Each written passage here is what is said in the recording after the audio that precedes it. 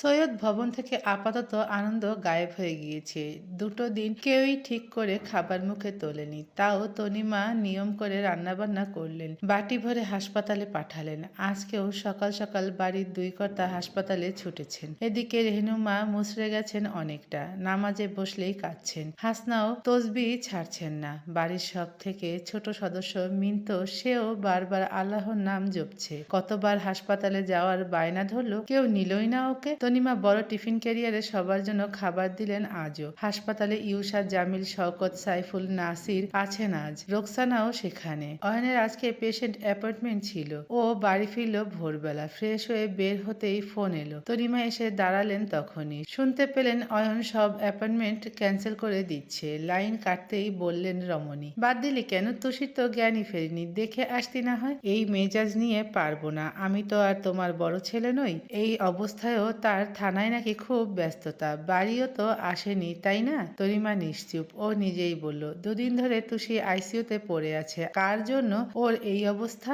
অথচ তাকে হাসপাতালের সীমানাতেও দেখলাম না। কোন রকম ভর্তি করিয়ে দিয়েই কাজে বেরিয়ে গেল। দেশকে খুব উদ্ধার করা হচ্ছে। কি আশ্চর্য, তুই ওকে টানছিস কেন? ও থেকেও বা করবে কি? তুষি তো ওর কেউ না। তুষির সাথে কি ওর এখন কোনো সম্পর্ক আছে? অয়ন কিছু বলতে গিয়েও থামলো। তার ভাইয়ের যে তুষির প্রতি হুট করে এত প্রেম জন্মেছে সেটা মাকে জানানো যাবে না, তাহলে ওই পুরনো বিয়ের দোহাই দিয়ে মা আবার সব উল্টে পাল্টে দেবেন। কথা না বাড়িয়ে কাবার্ড খুলে শার্ট বের করলো ও। তনিমা টিফিন ক্যারিয়ার টেবিলে রাখলেন, খাবারটা নিয়ে যাস। ইউসা ওরা সবাই তো না খেয়ে আছে। আচ্ছা, পারলে সাথে করে মেয়েটাকে নিয়ে আসিস। বলেছি অনেকবার, শুনছে না। তুষিকে অনেক ভালোবাসে তো। তনিমার চোখ ছলছল করে উঠল। ভালো তো ওকে আমিও খুব বাসি, কিন্তু মা ছোট হাসনা খালাকে এভাবে রেখে নড়তেও পারছি না। অয়ন ফোঁস করে শ্বাস ফেলে বলল, কষ্ট পেও না মামুনি, এত মানুষের ভালোবাসা রেখে তুষি যেতে পারবে না। ও ঠিক ফিরবে দেখো। তারপর মার্বেল মেঝেতে চেয়ে ভাবলো, তুষিকে তো ফিরতেই হবে মামুনি। প্রথমবার কাউকে চেয়ে আমি এইভাবে হেরে যেতে পারি না। ভুতুড়ে মাঝরাত।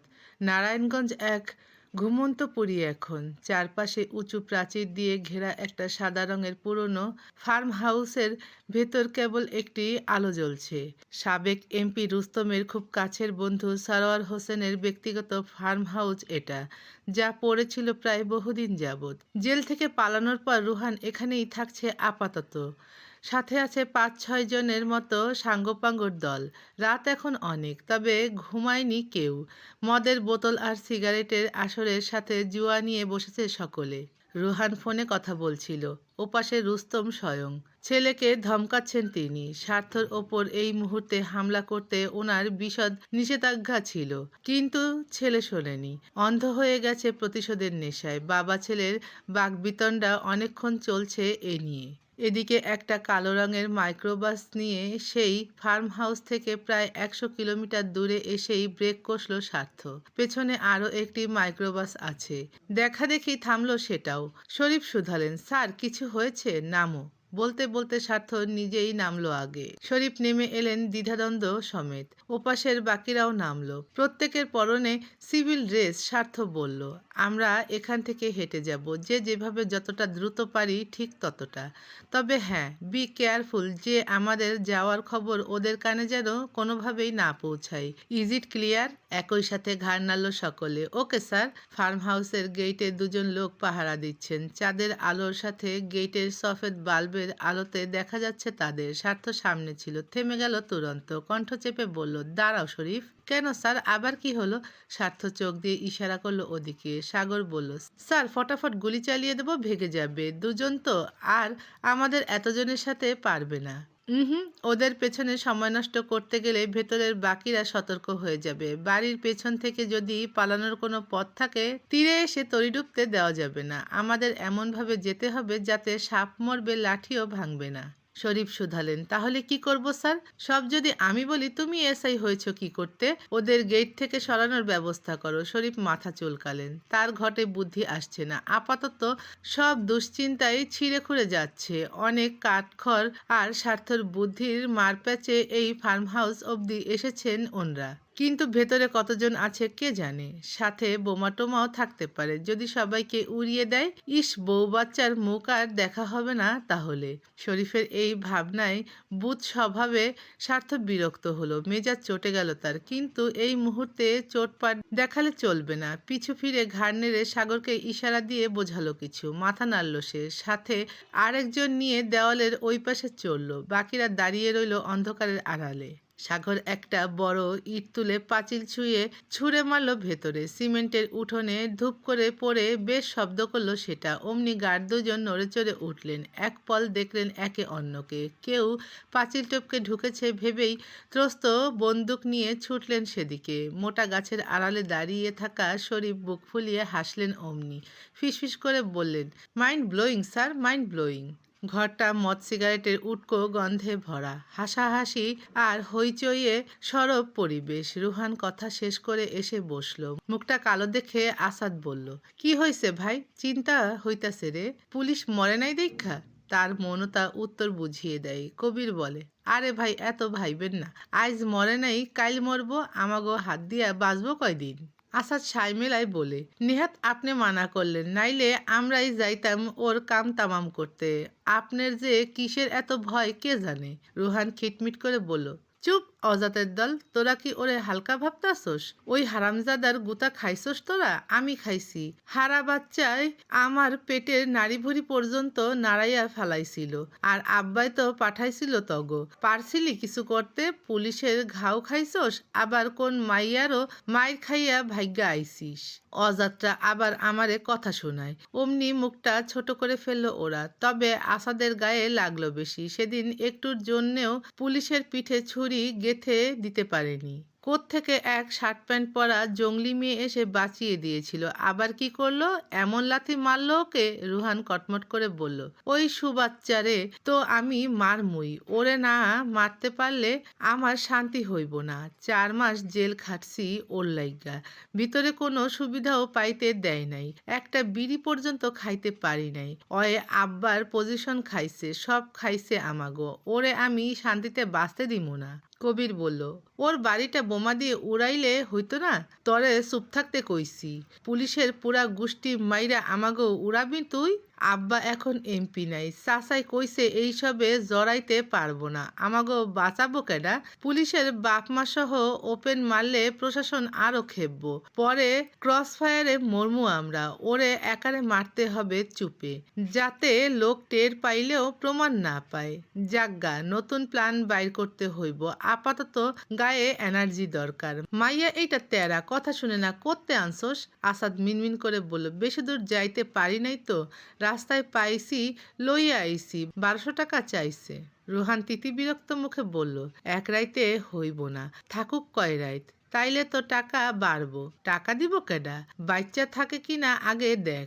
সবাই খ্যাক খ্যাক করে হেসে উঠল। রুহান পৈশাচিক দন্ত নিয়ে চলে গেল ভেতরের ঘরে। বেশ কিছু সময় কাটলো। তারপর আচমকা এক বিকট শব্দ ছড়িয়ে পড়ল বাতাসে। ঝলক তোলা বিদ্যুতের ছলকানি দরজার কাঠ চিরে ফিনকি দিয়ে ভেতরে ছুটে এলো। ওই আওয়াজে কান জমে গেল সবার। ধরফর করে ফিরল ওরা। একটা প্রকাণ্ড গুলির তোড়ে সদর দরজার লক ফেটে গেল। খসে পড়ে গেছে এক পাশের কাঠ। বাকি দাঁড়িয়ে থাকা কাঠটায় দরপা তুলে এক লাথি মারল স্বার্থ। বিশাল শক্ত কাঠ অদ্ভুত আর্তনাদের সাথে আছড়ে পড়ল ঘরের ভেতর। সাথে বোম পড়ল কবিরদের মাথায়। এত পুলিশ একসাথে দেখে ভরকে গেল সবাই। নড়ার আগেই কতগুলো বন্দুক তাক হয়। শরীফ বললেন, নড়লেই গুলি করে দেব। পুলিশের লোকজন এগোয়, সাথে পিছিয়ে যায় ওরা। আসাদ আর চোখে এক পল সোফার নিচটাই দেখে। ওপাশে ওদের অস্ত্রশস্ত্র রাখা। পাটা নাড়িয়ে একটা তোলার চেষ্টা করলো। দুম করে সেখানে শুট করলো স্বার্থ। একদম আঙ্গুলে গিয়ে বুলেটটা গেঁথে গেল ওর। আসাদ ব্যথায় যন্ত্রণায় পা ধরে বসে পড়ল। অমনি আটকে উঠল বাকিরা। ওর দিকে যখন সবার মনোযোগ চলে যায়, সেই ফাঁকে কবিররা ধরফর করে ছুট লাগালো ফার্ম হাউসের বাম দিকের দরজার দিকে। শরীফ সহ বাকি পুলিশরাও পেছনে ছুটলেন। অমনি সাগর বলল, একটাও যেন পালাতে না পারে, সব কটাকে ধরতে হবে। স্বার্থ এদিক ওদিক চাইলো, এখানে আর কেউ নেই। আসাদ গোঙাচ্ছে মাটিতে। ও রিভলভার মুঠোতে আগলে সাবধানী পায়ে ভেতরে এগোয়। এক একটা ঘর পেরিয়ে সতর্কভাবে দেখে নেয় চারিপাশ। শেষ আর একটা বদ্ধ ঘর এলো, ভেতর থেকে লাগানো এটা। এর মানে ওর কাঙ্ক্ষিত জিনিস ভেতরেই। স্বার্থ রিভলভার নামালো, দাঁত দিয়ে ঠোঁট কামড়াতে কামড়াতে ফের দেখলো চারিপাশ। পরপর দুটো আঙুলের উল্টো পাশ দিয়ে টোকা দিল দরজায়। প্রথম টোকায় উত্তর এলো না। স্বার্থ দ্রিম দ্রিম করে বাড়ি দিল এবার। সঙ্গে সঙ্গে বিরক্ত সুরে চেঁচালো রুহান, কি হয়েছে? ও স্থির স্বরে বলল, খোল। জোরে বলেছে, কিন্তু সাউন্ড কম আসায় অল্প শুনল রুহান।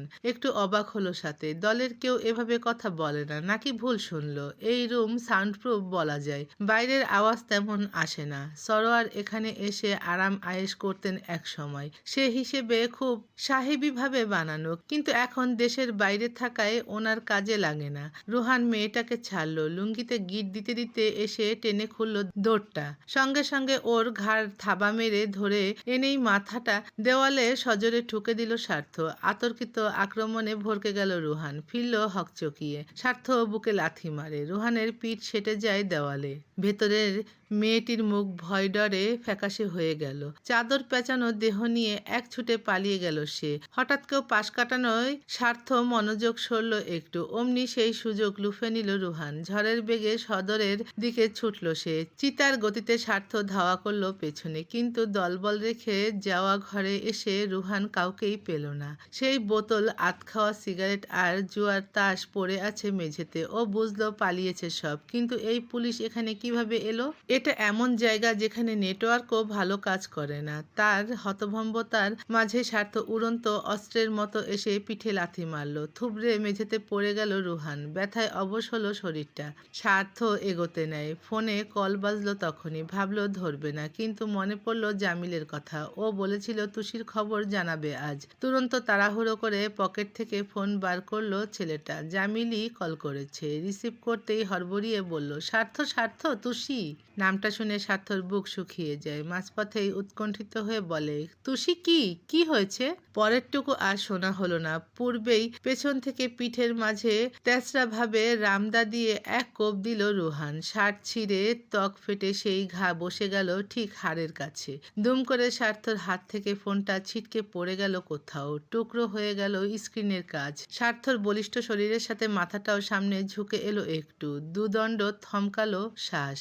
ঘুরে পেছনে চাইতেই সহসা দায়ের দ্বিতীয় কোপটা বুকে বসিয়ে দিল রুহান। ফিনকি দিয়ে স্বার্থর তাজা রক্ত দেওয়ালে ছিটকে পড়ল। তুষির রক্তে শুকনো শার্টটা এবার পেল আরেক নতুন রক্তের স্বাদ। গলগল করে মেঝেতে পড়ল কতক। স্বার্থর পা হড়কে যায়, টালমাটাল হয়ে আসে দাঁড়িয়ে থাকার শক্তি। চোখ দুটোতে নামে ঘোর অমানিসার ছাপ। রুহান চিরবির করে বলল, মাদারবোর্ড, অনেক জ্বালাইছোস আমারে, অনেক ভোগাইছোস। তোরে না মাইরা শান্তি হইতো না, আজই তোর মরণ আমার হাতে।